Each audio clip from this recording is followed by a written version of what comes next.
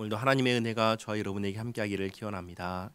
오늘은 북이스라엘입니다. 북이스라엘의 멸망을 이야기합니다.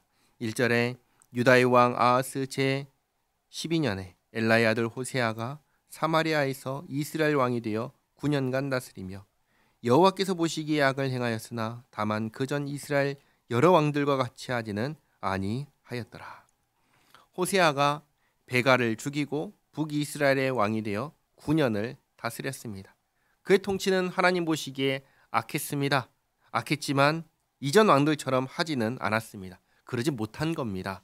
그 이유가 있는데 3절에 아수르의 왕 살마네셀이 올라오니 호세아가 그에게 종이 되어 조공을 드리더니, 이렇게 북이스라엘이 아수르의 속국이 되었기 때문에 그 이전 왕들처럼 하지는 못했던 것입니다. 그런데 4절에 그가 애굽의 왕 소에게 사자들을 보내고 멀리 있는 애굽을 의지하면서 아수르를 배반하는 것이죠. 해마다 하던 대로 아수르 왕에게 조공을 드리지 아니하매 아수르 왕이 호세아가 배반함을 보고 그를 옥에 감금하여 두고 아수르 왕이 올라와 그 온 땅에 두루다니고 사마리아로 올라와 그곳을 3년간 애워 쌌더라. 북이스라엘의 배반에 분노한 아수르가 호세아를 잡아가두고 사마리아를 3년간 포위합니다. 그리고 6절 호세아 제9년에 아수르 왕이 사마리아를 점령하고 이스라엘 사람을 사로잡아 아수르로 끌어다가 고산 강가에 있는 할라와 하볼과 메대 사람의 여러 고을에 두었더라. 이렇게 북이스라엘이 아수르에 의해서 주전 722년에 멸망합니다. 아수르는 이스라엘 사람들을 아수르로 잡아가는 것이죠. 그리고 24절을 보시면 이방 지역 사람들을 북이스라엘로 데려와서 거주하게 합니다. 민족을 섞어버린 것입니다. 내일 또 말씀드릴 것인데 민족이 섞이면서 종교도 섞이고 혈통도 섞입니다. 이렇게 섞인 사람들을 이스라엘 사람들은 어떻게 여겼냐면 부정하게 여겼습니다. 그러니까 북이스라엘 사람들이 이제 완전하게 부정한 사람들이 되어버린 것입니다. 그래서 신약 시대에 보면은 유다 사람들이 사마리아 사람들, 북이스라엘 사람들과 상종하지 않았다라고 말을 하게 되는 겁니다. 분명히 북이스라엘도 하나님께서 세우신 나라요, 하나님의 백성입니다. 그런데 왜 이런 일이 일어났을까요? 왜 나라가 멸망하고 마는 걸까요? 그 이유를 7절 이하에서 가르쳐 줍니다. 7절에 이 일은 이스라엘 자손이 자기를 애굽 땅에서 인도하여 내사 애굽의 왕 바로의 손에서 벗어나게 하신 그 하나님 여호와께 죄를 범하고 또 다른 신들을 경외하며 여호와께서 이스라엘 자손 앞에서 쫓아내신 이방 사람의 규례와 이스라엘 여러 왕이 세운 율례를 행하였습니다. 신명기를 보면은 하나님께서 이스라엘 백성들에게 하나님을 떠나 다른 신들을 섬기면 반드시 멸망한다 하셨습니다. 이 경고의 말씀을 듣고도 9절에 이스라엘 자손이 점차로 불의를 행하여 그 하나님 여호와를 배역하여 모든 성읍의 망대로부터 견고한 성에 이르도록 산당을 세우고 모든 산 위에와 모든 푸른 나무 아래에 목상과 아세라상을 세우고 또 여호와께서 그들 앞에서 물리치신 이방 사람같이 그곳 모든 산당에서 분향하며 또 악을 행하여 여호와를 경노하게 하였으며 또 우상을 섬겼으니 이는 여호와께서 그들에게 행하지 말라고 말씀하신 일이라. 그래도 하나님께서 당장에 멸하지는 않으셨습니다. 북이스라엘 초대왕 여로보암이 다스리기 시작한 때가 대략 931년 정도 됩니다. 그때부터 722년, 900년대부터 700년대까지니까 대략 200년입니다. 200년 동안 주께서 멸하지 않으시고 선지자를 보내서 계속해서 말씀하셨습니다. 13절에 여호와께서 각 선지자와 각 선견자를 통하여 이스라엘과 유다에게 지정하여 이르시기를 너희는 돌이켜 너희 악한 길에서 떠나 나의 명령과 율례를 지키되 내가 너희 조상들에게 명령하고 또 내 종 선지자들을 통하여 너희에게 전한 모든 율법대로 행하라 하셨으나 그들이 듣지 아니하고 그들의 목을 곧게 하기를 그들의 하나님 여호와를 믿지 아니하던 그들 조상들의 목같이 하여 여호와의 율례와 여호와께서 그들의 조상들과 더불어 세우신 언약과 경계하신 말씀을 버리고, 이렇게 하나님과 맺은 언약을 깼습니다. 언약을 깨고 하나님을 떠났습니다. 그리고 허무한 것을 뒤따라 허망하며 또 여호와께서 명령하사 따르지 말라 하신 사방 이방 사람을 따라 그들의 하나님 여호와의 모든 명령을 버리고 자기들을 위하여 두 송아지 형상을 부어 만들고, 이게 바로 북이스라엘의 초대 왕 여로보암이 한 일입니다.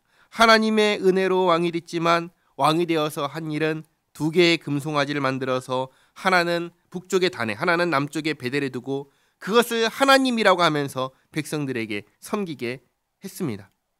그리고 또 아세라 목상을 만들고 하늘의 1월 성신을 경배하며 또 바알을 섬기고, 바알과 아세라를 섬긴 건 어느 때죠? 아방 때부터입니다. 그리고 17절, 또 자기 자녀를 불 가운데로 지나가게 하며 복술과 사술을 행하고 스스로 팔려 여호와 보시기에 악을 행하여 그를 경노하게 하였으므로. 레위기를 보면은 자녀를 절대로 불에 태워서 바치지 말라고 하셨습니다. 이 끔찍한 일들을 하나님께서 세우신 나라가 전부 다 행한 것입니다. 여기 있는 말씀처럼 이 모든 일을 행하여 하나님을 경노하게 하였습니다. 하나님께서 선지자를 보내 말씀하셨지만 이들은 오히려 하나님을 경노하게 하였습니다. 18절, 여호와께서 이스라엘에게 심히 노하사 그들을 그의 앞에서 제거하시니 오직 유다 지파 외에는 남은 자가 없으니라.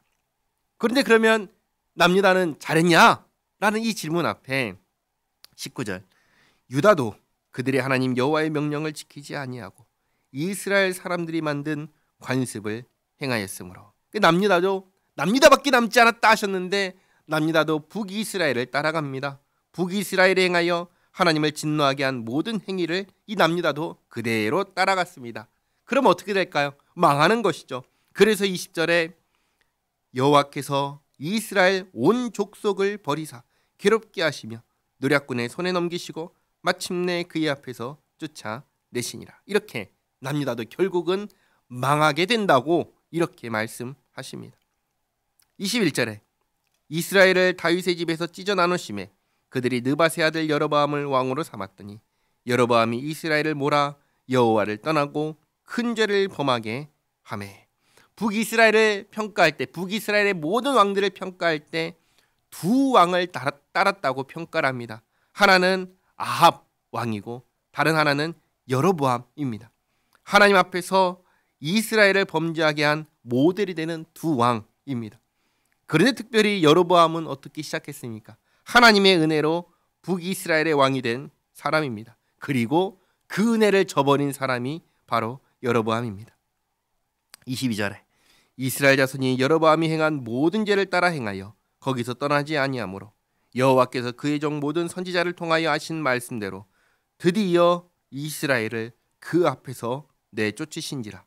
이스라엘이 고향에서 아수르에 사로잡혀 가서 오늘까지 이르렀더라. 아멘. 북이스라엘의 역사를 보면서 두 가지를 기억하시기 바랍니다. 첫째는 하나님께서 베푸신 은혜를 잊지 말아야 한다는 사실입니다. 북이스라엘 초대왕 여로보암이 그 은혜를 잊고 저버리자 그를 따라 그 후손들이 다 한결같이 하나님의 은혜를 저버렸습니다. 북이스라엘이 망하게 된 가장 큰 원인이 바로 이겁니다. 우리는 하나님께서 나에게 베푸신 은혜를 잊어서는 안 됩니다. 은혜를 잊는 순간 그 길이 망하는 첫걸음이 되는 것입니다. 둘째로 우리는 정상적으로 살아야 됩니다. 성경은 우리에게 하나님만을 섬기며 정상적으로 살라고 하십니다. 그러면 하나님께서 우리의 모든 필요를 채워주신다고 말씀하십니다. 오늘 북이스라엘이 멸망하기 전에 했던 모든 일들은 하나님께서 하지 말라고 하신 비정상적인 일들이었습니다. 그 끝이 멸망이란 것을 아주 분명하게 보여주시는 것입니다. 그러니 우리는 어떻게 살아야겠습니까? 하나님께서 금하신 일들을 우리의 삶에서 제거해버리고 오직 하나님만을 섬기되 하나님께서 살아내라 하셨던 그 내용을 가지고 살면서 하나님만을 섬기며 살아가는 우리 모두가 되기를 바랍니다. 기도하겠습니다. 하나님 감사합니다. 하나님, 저희가 주께서 베푸신 그 크신 구원의 은혜를 잊지 않게 하옵소서. 주께서 살아내라 하신 정상적인 삶을 살게 하옵소서. 저희 모두가 오직 하나님만을 섬기는 복된 삶을 살게 하옵소서. 예수님의 이름으로 기도하옵나이다. 아멘.